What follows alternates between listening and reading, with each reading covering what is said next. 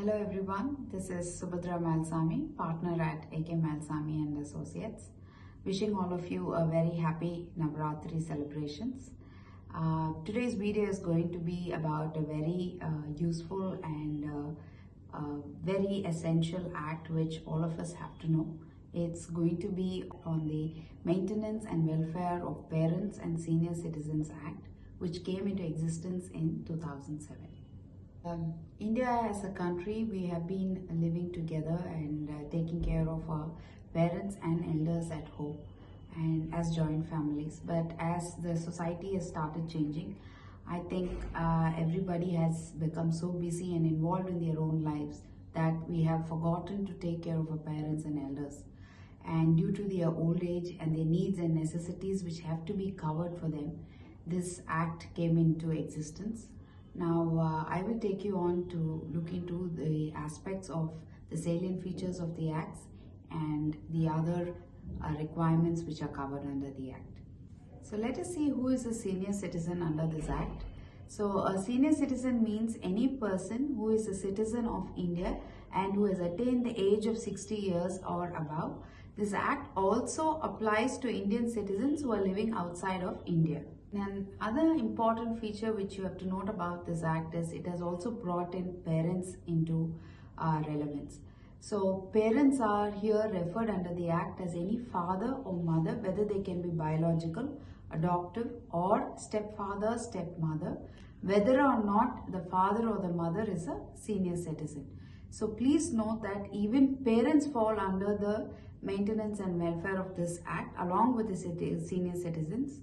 And it is the utmost duty of the children to take care of their parents as well. If not taken care of, the parents can go ahead using this act as well as the senior citizens to claim their rights. Now let us see what are the rights available for them under this act. First is the right of maintenance. So if any children or relatives neglect or refuse to maintain a senior citizen or a parent, or a childless senior citizen being unable to maintain themselves, then the maintenance tribunal orders the children or their relatives to make a monthly maintenance of an allowance up to 10,000 rupees per month, which is given as their maintenance. Now these tribunals may also make any kind of alteration in the allowance, which depends on case-to-case matters. Now the second aspect is the establishment of old age homes, which is done by the government.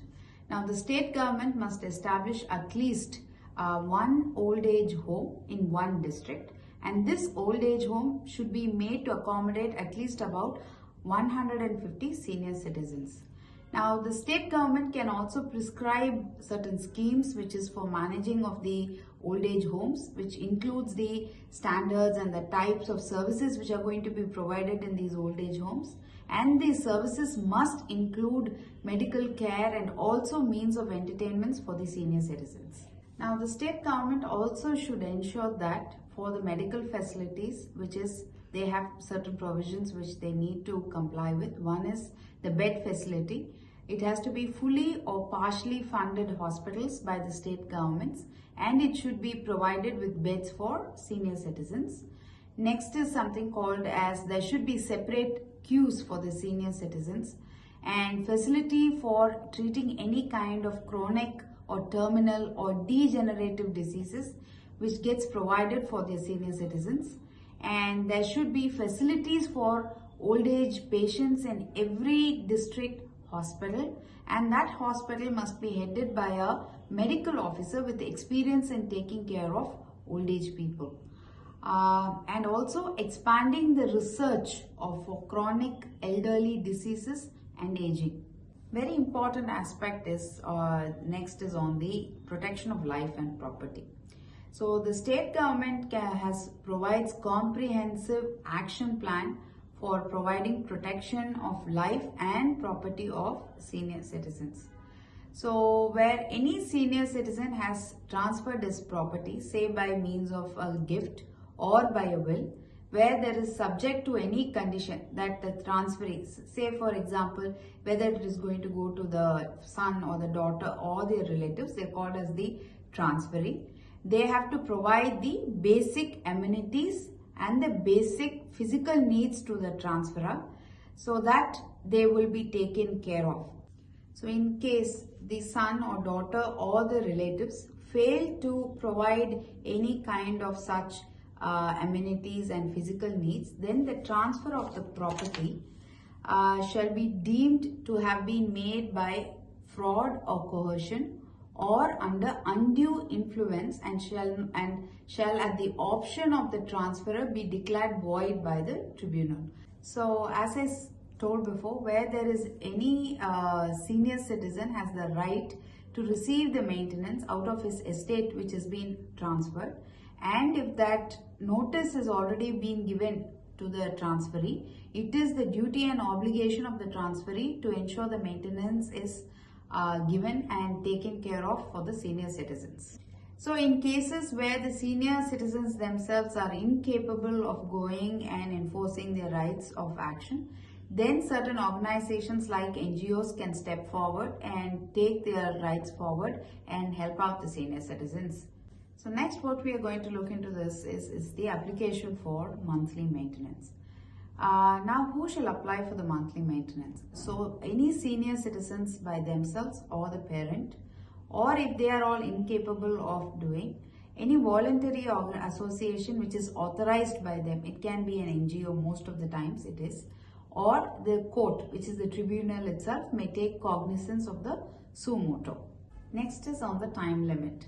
An application for the monthly allowance shall be disposed of within 90 days from the date of service of notice of the application which is filed against the children. And the tribunal also may extend this period once for a maximum of period of 30 days only in exceptional circumstances.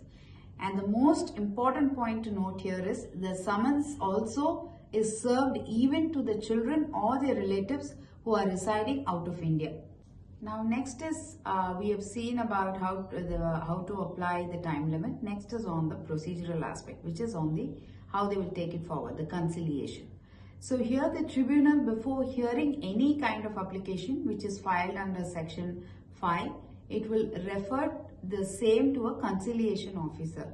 Here the conciliation officer is more like a mediator, and such officer shall submit his findings within 1 month, and if amicable settlement has arrived, then the tribunal itself shall pass an order to that effect.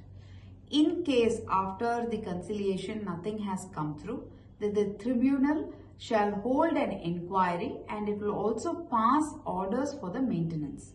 In case, despite the service of the notice, the opposite party doesn't show up, then in response to that notice itself, the tribunal shall proceed ex parte by taking evidence of this application and making such other inquiries which it deems fit, and shall pass an order disposing the application. The Senior Citizens Act is actually an umbrella legislation that covers all the aspects that get required for senior citizens. So the Act as such protects the rights of a senior citizen and the duties of the children or the relatives. It is good to have an enactment to protect our parents and senior citizens in our country, but it's also unfortunate to know that we have come to such an extent in the country of India where we are being brought up with lot of obligations and duties to take care of our senior citizens and parents. I urge all the youngsters to take care of your own parents and also your seniors at home, your grandparents. It is our duty and obligation to take care of our loved ones. Please do not step into an extent where they have to enforce their own rights to take care of themselves at a vulnerable age using this kind of an act. I hope this bit of information would have been useful to you. Thank you so much for watching my video. See you next time. Bye.